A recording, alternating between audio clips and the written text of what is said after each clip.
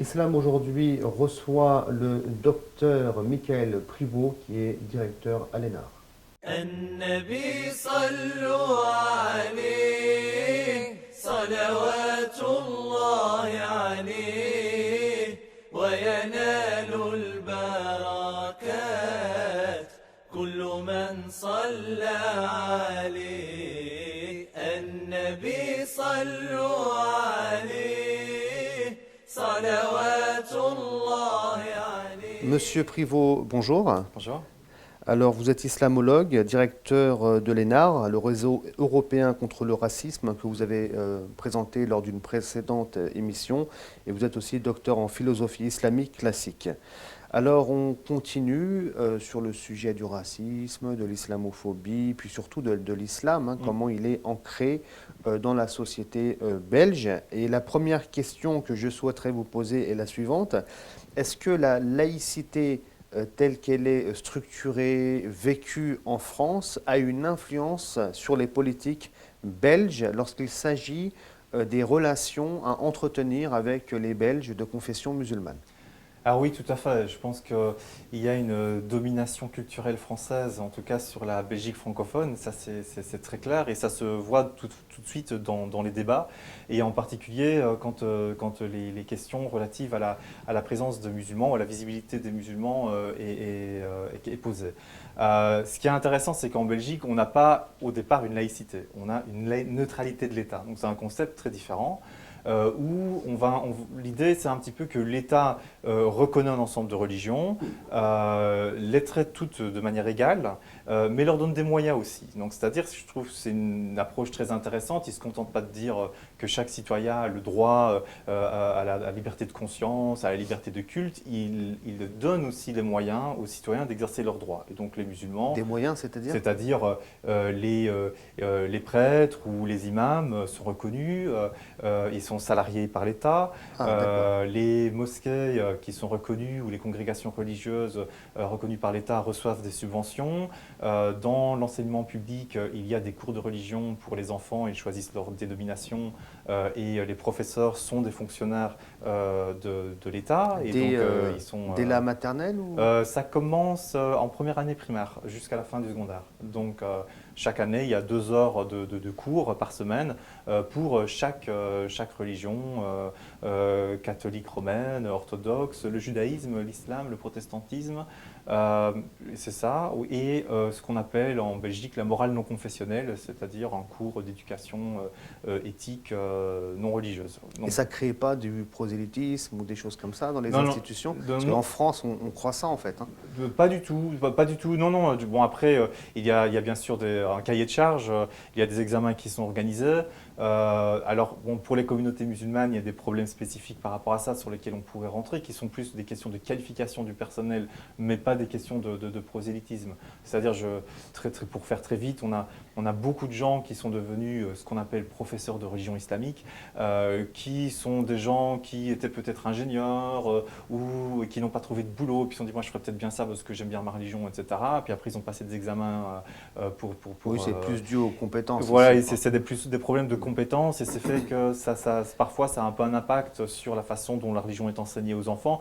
Mais bon, après, ils ont un cursus à suivre, etc. Mais au niveau du vivre ensemble, de la tolérance entre les différentes religions, au sein des écoles, il n'y a pas de conflit particulier? Non, ça ne crée pas de conflit. Maintenant, c'est clair qu'il y a des discussions qui sont menées pour essayer d'avoir… Ce serait bien d'avoir un cours commun où les élèves pourraient être rassemblés et avoir plutôt une approche, on va dire, d'histoire des religions qui nous permettrait d'avoir une approche plus critique chacun par rapport à son background philosophique. Mais jusqu'à présent, il y a un blocage en particulier des catholiques romains sur cette question-là qui voient ça qu'une intrusion dans leur précaré, mais les musulmans ne posent pas du tout de problème de ce côté-là. Alors en France, comme vous le savez très certainement, le voile est interdit à l'école. Est-ce que c'est le cas aussi en Belgique? Oui, c'est le cas de plus en plus. avec un système paradoxal, c'est que pour des raisons, certains disent électoralistes, les partis au pouvoir ne veulent pas trancher. Et donc, ils laissent la liberté au chef d'établissement de choisir si oui ou non il veut interdire le port du foulard dans le secondaire. D'accord. Évidemment, ça crée des effets très pervers parce je crois qu'il y a plus de 80% des écoles qui l'interdisent et celles qui ne l'interdisent pas se retrouvent être des écoles ghetto. Et fatalement, à partir du moment où une école voit que sa population de foulards augmente, du coup, alors on a tendance à interdire. Donc il y a une exclusion vraiment grandissante sans qu'il y ait vraiment de décision claire du pouvoir politique qui pourrait dire voilà, la règle est là, vous suivez ou pas, et là c'est vraiment le flou artistique le plus total qui laisse finalement les dirigeants d'établissements parfois assez perdus parce que ce pas des gens qui ont vraiment il y en a eu des cas très humanistes et qui veulent donner leur chance et puis ils se retrouvent avec une école quasi ghetto et ils sont obligés de prendre des mesures d'interdiction après pour essayer de réouvrir leur école parce que c'est pas leur projet éducatif. Mais la tendance est à la prohibition, Depuis pas quand, par en une fait? loi. Ça fait longtemps que le processus est en cours, donc je pense que l'affaire de créer le 89 a été très vite suivie d'effets en Belgique. Il y a eu, Donc ça vient de France, encore une oui, fois, on va oui, c'est dire, hein. ça. Je veux dire, là, à nouveau, les débats sont vraiment portés par la France parce qu'on pourrait être aussi influencé par le contexte hollandais qui est beaucoup plus ouvert, hein, puisqu'on est parti en Flandre. Et là, on voit quand même des différences, même si malgré tout, l'interdiction aussi progresse. Plus manière, ouvert, c'est-à-dire? c'est-à-dire, ce serait plus un modèle. Alors, je sais bien qu'en France, c'est des gros mots, mais anglo-saxon, c'est-à-dire on reconnaît l'identité d'une communauté, qu'on n'est pas juste des petits soldats à formater dans un certain sens. Voilà. Et donc, on va dire, il y a une proximité jusqu'à un certain point du modèle hollandais avec le modèle anglais. Et en Belgique, il y a une influence de cela aussi sur la France. On est vraiment à la croisée des chemins, mais je dois te dire que le débat tel qu'il est de plus en plus vécu en France a tendance à s'imposer dans les concepts, dans les idées, avec une laïcité très agressive, revancharde, qui s'impose de plus en plus. Ça, c'est la tendance de fond en Belgique. Très bien.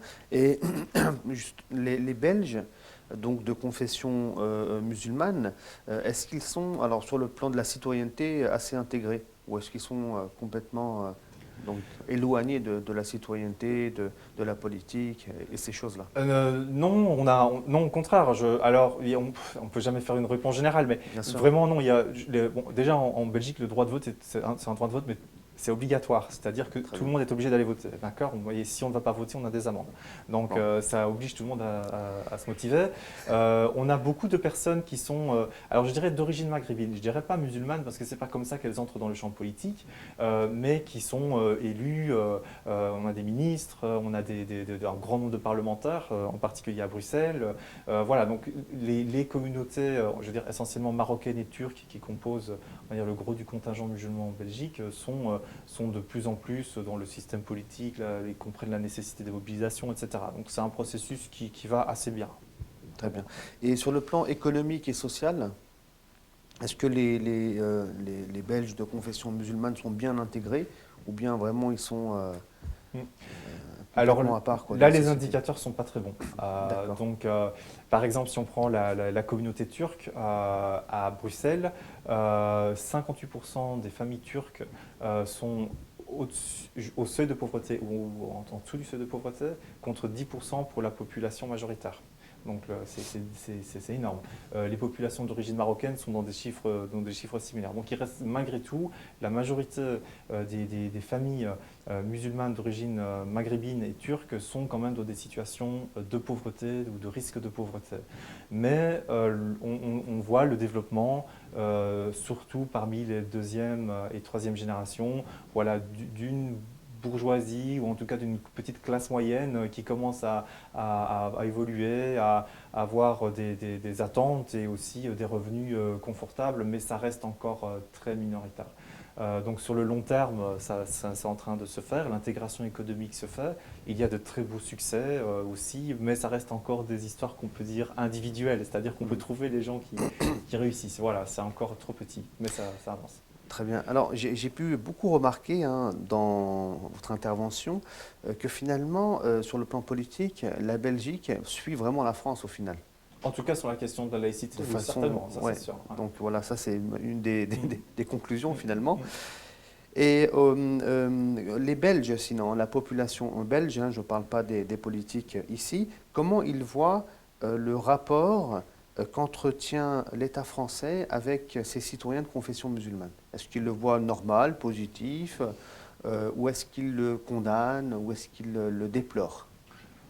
Je pense que ça fait partie de la normalité. Je pense pas que euh, je- on n'a pas, il n'y a pas vraiment dans la perception du grand public la conception d'un modèle belge qui serait différent, alors qu'il Très existe, bien. d'accord? Mais pour la plupart des gens qui suivent TF1, France 2, Canal+, c'est la majeure partie des francophones, Mhm. voilà, c'est ça la réalité, c'est comme ça que les choses sont en train d'être traitées. Donc il n'y a pas vraiment de distance critique en se disant oui, tiens, on devrait peut-être faire autrement en Belgique. On a plutôt tendance à regarder ça comme un modèle qu'il faudrait importer implicitement ou explicitement. Je dirais pour parler en général. C'est-à-dire que Hein. les cours dont vous parliez à la primaire, par rapport aux cours de religion, c'est possible que dans les années qui viennent, ça vienne à disparaître peut-être, Non, ça je pense quelque pas. part. Non, non, non, non, Parce non. que nous, en France, je veux dire, Ouais. c'est inimaginable que de voir ça un Oui, jour. oui, oui. Mais là, je pense c'est ça qu'il y a des petites contradictions. C'est-à-dire que ça, c'est ancré dans le paysage, d'accord?